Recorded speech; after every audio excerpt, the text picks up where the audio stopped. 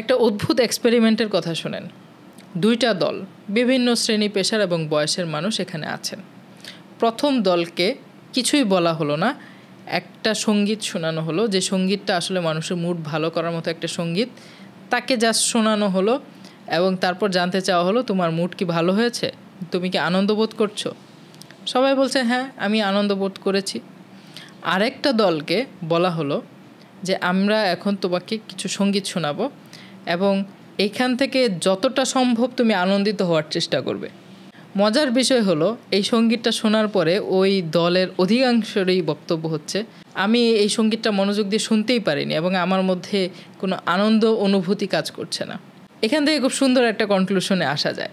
যখন একটা মানুষ কোনো একটা বিষয় থেকে হ্যাপি হওয়ার চেষ্টা করে বেশি এবং এক্ষেত্রে সে ওভারডু করে ফেলে, সীমালঙ্ঘন করে ফেলে এবং বারবার সেই ব্যাপারটা নিয়ে চিন্তিত থাকে যে যেভাবেই হোক আমাকে এখান থেকে হ্যাপি হতে হবে, সুখী হতে হবে, তখন মানুষের ভেতর আসলে সুখ ব্যাপারটাই কাজ করে না। ওই যে কামিনী রায়ের কবিতা আছে, সুখ সুখ করি কেদো না আর, যতই কাতিবে ততই ভাবিবে ততই বাড়িবে হৃদয় ভার। আসলে আমরা যত সুখ খুঁজতে যাব কোনো একটা বিষয়ের মধ্যে, তত সুখ আমাদের থেকে হারিয়ে যাবে। সুখ বিষয়ে অতি চিন্তা আমাদেরকে উৎকণ্ঠা এবং উদ্বেগের মধ্যে ফেলে দিতে পারে।